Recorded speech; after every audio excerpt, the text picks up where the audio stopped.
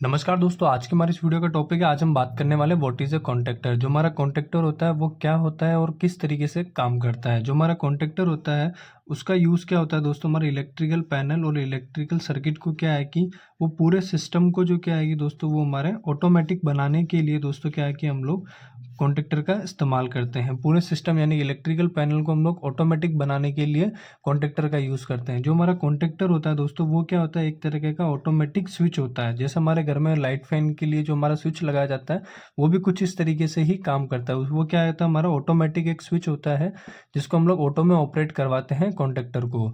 अब यहाँ पे बात कर लेते हैं दोस्तों, जो हमारी कॉन्ट्रैक्टर है उसको बनाने वाली जितनी भी कंपनियां हैं वो कौन कौन सी है। कंपनी के बारे में हम लोग बात करें तो एक होती है दोस्तों हमारे स्नाइडर, एक तो होती है दोस्तों हमारे स्नाइडर, एक होती है हेवनलेस और एक होती है दोस्तों हमारे एलटी कंपनी। मुख्यतः दोस्तों क्या है कि जो हमारी तीन कंपनी है ये सबसे ज़्यादा कॉन्ट्रैक्टर को बनाती है। आप जितनी भी बड़ी बड़ी कंपनी है उनके अंदर आप देख सकते हो, वहाँ पे आपको दोस्तों क्या है कि आपको स्नाइडर के कॉन्ट्रैक्टर मिल जाएंगे, हेवनलेस के मिल जाएंगे और एलटी के जो कॉन्ट्रैक्टर है वो भी आपको बहुत सारी कंपनियों में देखने को मिल जाएंगे। चाहे बहुत बड़ी कंपनी क्यों ना हो, छोटी सी फैक्ट्री भी क्यों ना हो, उसके अंदर में आपको ये सारी चीज़ें यहाँ पे देखने को मिल जाएगी। अब दोस्तों क्या है, जो हमारा कॉन्ट्रैक्टर है उसका सबसे ज़्यादा यूज़ क्या है, जो हमारी इलेक्ट्रिकल की जो मोटर होती है उसके अंदर में सबसे ज़्यादा हमारा कॉन्ट्रैक्टर का इस्तेमाल किया जाता है। जो हमारी मोटर होती है उसके अंदर सबसे ज़्यादा हमारे कॉन्ट्रैक्टर का इस्तेमाल किया जाता है। अब यहाँ पे दोस्तों बात आती है कि हम लोग मोटर में उसका किस तरीके से इस्तेमाल करते हैं, उस चीज़ के बारे में हम लोग बात करते हैं। जैसे कि दोस्तों यहाँ पे क्या है कि मैंने एक छोटा सा डायग्राम बनाया कॉन्ट्रैक्टर का, वो किस तरीके से होता है आप उस चीज़ को देखिए। ये जो दोस्तों यहाँ पे मैंने L1 L2 जो L3 लिखा है, ये जो क्या होता है हमारा जो लाइन वोल्टेज होता है उसको मैंने यहाँ पे इंडिकेट किया हुआ है L1 L2 L3 से। ठीक है दोस्तों, और ये जो क्या है कि T1 और T2 और T3 जो है ये हमारी मोटर के लिए कनेक्शन होता है, उसके लिए हम लोगों ने यहाँ पे इसको T1 से इंडिकेट किया। T का मतलब दोस्तों ये हो गया कि हमारा टर्मिनल। ठीक है, वो आपको क्लियर हो गया। अब यहाँ पे क्या होता है कि हम इसका कनेक्शन किस तरीके से किया जाता है आप उस चीज़ को देखिए। जो लाइन 1 है इसके अंदर हम लोग हमारा आर फेज जोड़ते हैं और L2 के अंदर में दोस्तों क्या हम लोग वाई फेज जोड़ते हैं और L3 में जोड़ते हैं हमारा बी फेज। ठीक है, ये टोटल हमारा 3 फेज का कॉन्ट्रैक्टर है और यहाँ पे हमने 3 फेज पावर सप्लाई हमारे यहाँ तक हम लोग लेके आ गए। अब यहाँ पे दोस्तों क्या ये T1 T2 T3 है, इसको हम लोग क्या करते हैं, जो हमारी मोटर है उसके अंदर में लाके हम इसको कनेक्ट कर देते हैं। जैसे हमारा कॉन्ट्रैक्टर ऑन होगा सीधा हमारी जो मोटर है वो यहाँ पे दोस्तों क्या है कि रन करना चालू कर देगी, जिससे हमारी मोटर चालू हो जाएगी। अब यहाँ पे बात आती है दोस्तों, जो हमारा कॉन्ट्रैक्टर है उसका यूज़ हम लोग कहाँ कहाँ करते हैं। एक तो मैंने आपको बताया इलेक्ट्रिकल पैनल और इलेक्ट्रिकल सर्किट को, और जो हमारा पूरा सिस्टम होता है इलेक्ट्रिकल पैनल का उसको ऑटोमेटिक बनाने के लिए हम लोग कॉन्ट्रैक्टर का इस्तेमाल करते हैं। अब यहाँ पे बात आ जाती है कॉन्ट्रैक्टर का यूज़ हम लोग कहाँ कहाँ करते हैं। अगर हम इसके यूज़ की बात करें तो इसका यूज़ जो दोस्तों क्या है कि हम लोग जो हमारा कंट्रोलिंग है उसके तौर पर हम लोग सबसे ज़्यादा इसका यूज़ करते हैं। और एक आती है दोस्तों हमारी इंटरलॉकिंग, जो हमारी इंटरलॉकिंग होती है उसके तौर पर भी हम लोग कॉन्ट्रैक्टर का सबसे ज़्यादा इस्तेमाल करते हैं। अब कंट्रोलिंग क्या होती है और इंटरलॉकिंग क्या होती है उसके बारे में हम लोग बाद में बात करेंगे। यहाँ पे दोस्तों क्या है कि हम लोग बात कर लेते हैं कॉन्ट्रैक्टर के जो हमारे स्पेयर पार्ट होते हैं उसके बारे में। जैसे कि मेरे पास एक कॉन्ट्रैक्टर है, आप उस चीज़ को देख सकते हो। दोस्तों क्या है कि ये मेरे पास एक कॉन्ट्रैक्टर है, ये क्या है कि हमारा RL4C कंपनी का एक कॉन्ट्रैक्टर है। इसका जो मॉडल नंबर है दोस्तों वो रहा यहाँ पे आपको दिख रहा होगा, ये हमारा मॉडल नंबर है। इसका मॉडल लिखा हुआ है 1। ठीक है, अब इसके स्पेयर पार्ट्स जो है उसके बारे में हम लोग बात करते हैं। अभी जो दोस्तों मेरे पास जो कॉन्ट्रैक्टर है ये कॉन्ट्रैक्टर क्या है, कंट्रोल का कॉन्ट्रैक्टर है। आप उस चीज़ को समझिएगा थोड़े सा, आपको क्या है कि पावर के और कंट्रोल के कॉन्ट्रैक्टर में आपको डिफरेंस समझ में आ जाएगा। अब हम इसको खोलते हैं, इसके अंदर में कौन कौन से जो हमारे स्पेयर पार्ट्स जो होते हैं वो किस तरीके से दिखाई देते हैं उस चीज़ के बारे में हम लोग यहाँ पे बात करेंगे।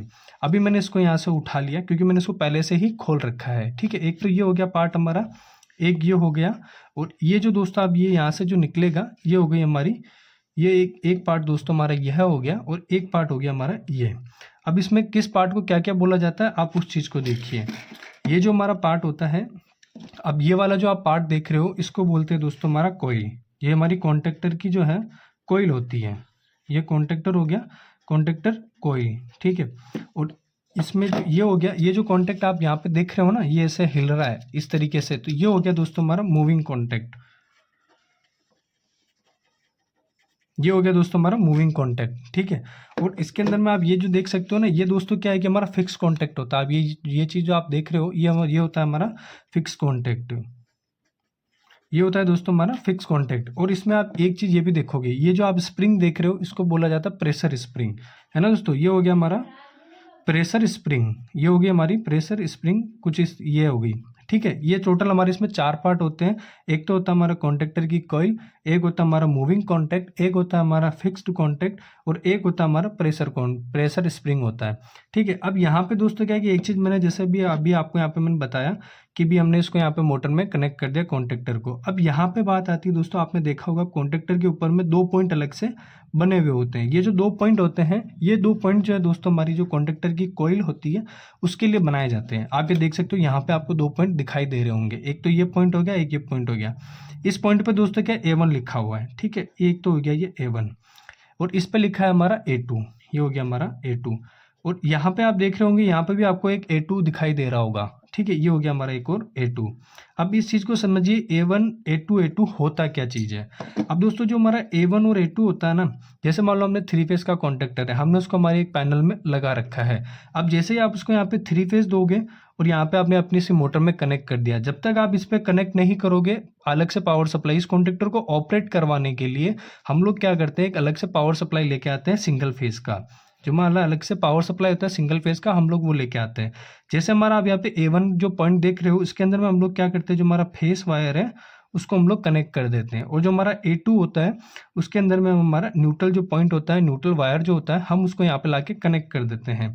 और ये जो बचा हमारा A2, अब ये किस तरीके का A2 है वो हम लोग बाद में बात करेंगे। जैसे भी दोस्तों क्या है कि मैं इसके यहाँ पे A1 और A2 पे पावर सप्लाई जोड़ूंगा ना, तो क्या है कि ये जो हमारी कॉइल है, आप ये देख सकते हो कॉइल, इसके ऊपर भी थोड़ा सा कवर लगा रखा है। भले अपन इस कवर को हटाने की कोशिश करते हैं कि जो हमारा कवर है इसको हम लोग यहाँ पे हटा देते हैं, ठीक है। ये जैसे कि मैंने इसका कवर को यहाँ पे मैंने हटा दिया, भी कहीं पे इसमें मिट्टी वगैरह नहीं चली जाए, कहीं पे शॉर्ट ना हो जाए, कांटेक्ट आपस में कोई खराब ना हो जाए, इस तौर पे क्या है कि हम लोग टैपिंग करी जाती है इसके ऊपर में। आप ये देख सकते हो ये रही हमारी कॉइल, ठीक है। इससे एक बार यहाँ निकल रहा है और इससे एक बार यहाँ पे भी जा रहा है और यहाँ पे भी कनेक्ट हो रहा है, ठीक है। आप इस वाले पॉइंट पर भी कनेक्ट हो रहा है तो इस वाले पॉइंट पर भी कनेक्ट हो रहा है, तो ये दोनों A2 पॉइंट है, ठीक है। ये भी हमारा A2 है, ये भी हमारा A2 है, तो ये जो A2 है ये भी हमारा एक न्यूट्रल का ही काम करता है। अब इसके अंदर में क्या है कि दोस्तों 3 चीजें इसलिए दे रखी है बाय डिफॉल्ट, अगर आपने कहीं पे इस कॉन्टेक्टर को लगा रखा है, ये आपको 3 फेज के कॉन्टेक्टर में भी देखने को मिलेगा A1 A2 का पॉइंट। अगर आपने लगा रखा है, जैसे मान लो हमने यहाँ पे लगा दिया, ठीक है, हमारे यहाँ पे इसमें A1 और A2 यहाँ पे दे रखा है, एक A1 और एक A2 आपको यहाँ पे भी देखने को मिलेगा। जैसे मान लो आपने इसको लगा रखा पैनल में और ऊपर में मान लो 3 फेज पावर सप्लाई आ रहा है, कहीं पे बस बार जो है, जो हमारी बस बार है वहाँ पे कनेक्ट हो रही, तो जैसे मान लो चालू सप्लाई है, तो हम लोग वहाँ पे क्या है कि उसमें वहाँ पे काम नहीं कर सकते। तो इसलिए क्या किया जाता है दोस्तों, नीचे की तरफ में भी हमारे को 2 कॉन्टेक्ट दिए जाते हैं A1 A2 का, कि भी आप यहाँ पे पावर सप्लाई अगर कनेक्ट नहीं कर पाते हैं तो आप इस जगह आप इसमें A1 और A2 पे पावर सप्लाई को कनेक्ट कर सकते हैं। तो कुछ इस तरीके से दोस्तों क्या है कि हमारे इसमें एक्स्ट्रा पॉइंट दिए जाते हैं कॉन्टेक्टर के अंदर में। ये हो गई हमारी कोयल, आपको ये समझ में आ गया। जैसे हम इसको यहाँ पे पावर सप्लाई देंगे A1 A2 के ऊपर में, इस कोयल में दोस्तों क्या है कि हमारा मैग्नेटिक फील्ड बनेगा।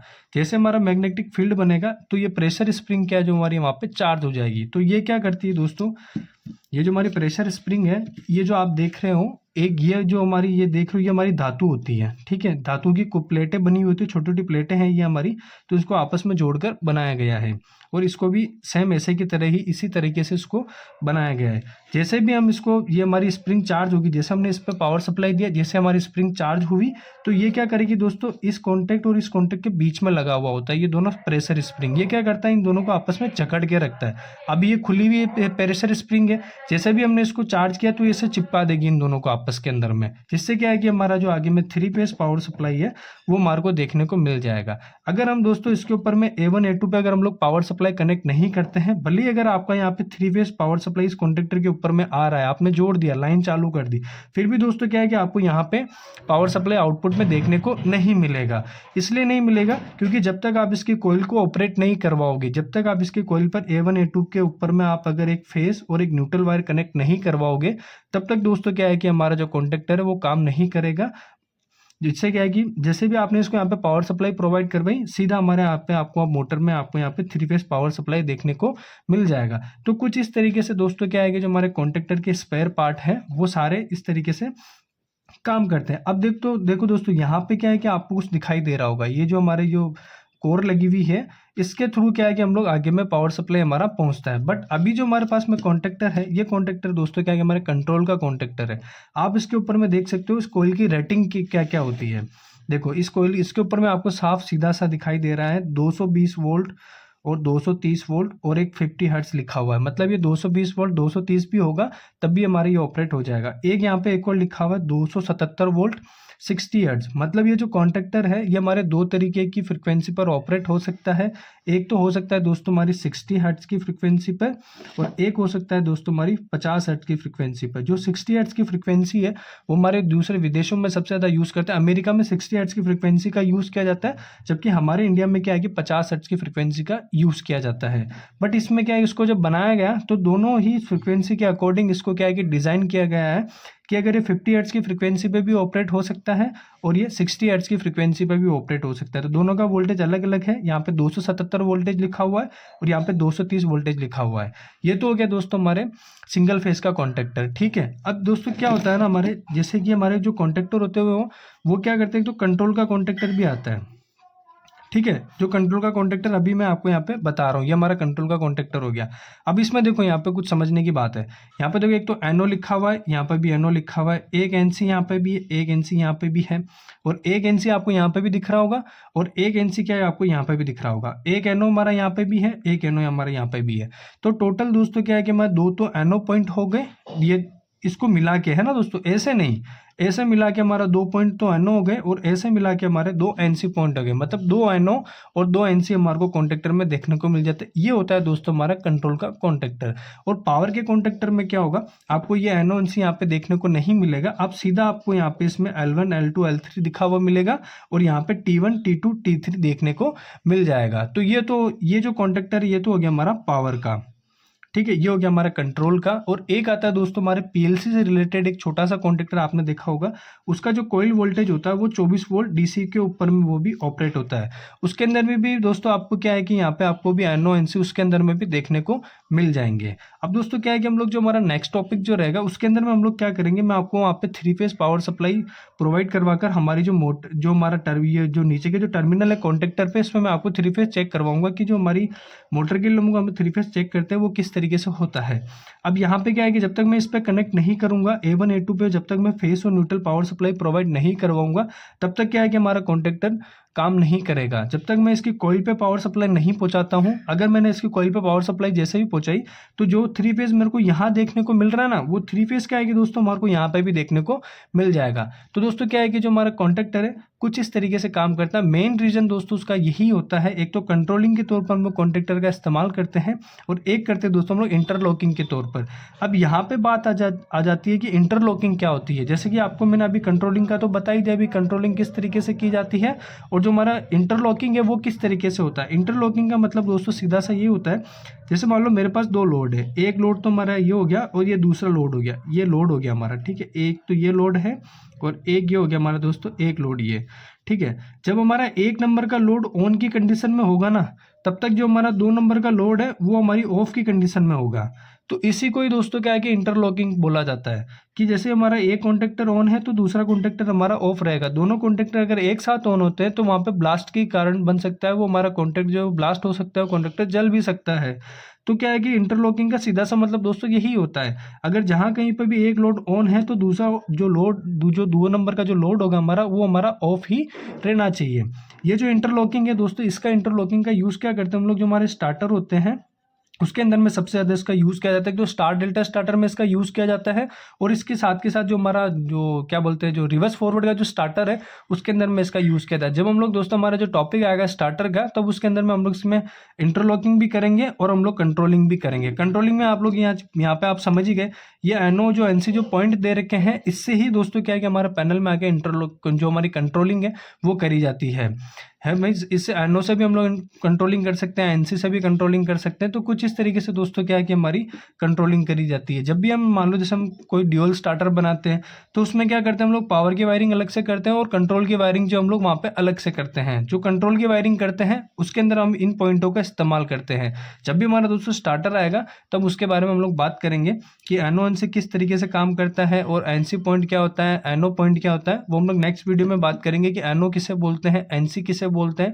वो हम लोग जो हमारी नेक्स्ट वीडियो रहेगी उसके अंदर में हम लोग बात करेंगे। तो दोस्तों यहाँ पे मैं उम्मीद करता हूँ आपको मेरी वीडियो बहुत ज़्यादा पसंद आई होगी। और आप मेरे चैनल पर नए तो चैनल को लाइक करें, अगर आप मेरे चैनल पर नए हैं तो चैनल को सब्सक्राइब करना बिल्कुल भी ना भूलें। दोस्तों क्या है कि मैं इलेक्ट्रिकल से रिलेटेड हिंदी के अंदर मैं टॉपिक टू टॉपिक में वीडियो लेके आ रहा हूँ। अभी हमने यहाँ पे जैसे कॉन्ट्रैक्टर के बारे में बात करा, तो नेक्स्ट जो वीडियो रहेगी वो हमारी कॉन्ट्रैक्टर और जो हमारी रिले होती है उन दोनों के बीच में क्या डिफरेंस होता है, और रिले कैसे काम करती है, और कॉन्ट्रैक्टर और किस तरीके से काम करता है, हम लोग जो हमारे नेक्स्ट वीडियो रहेगी उसके अंदर में बात करेंगे।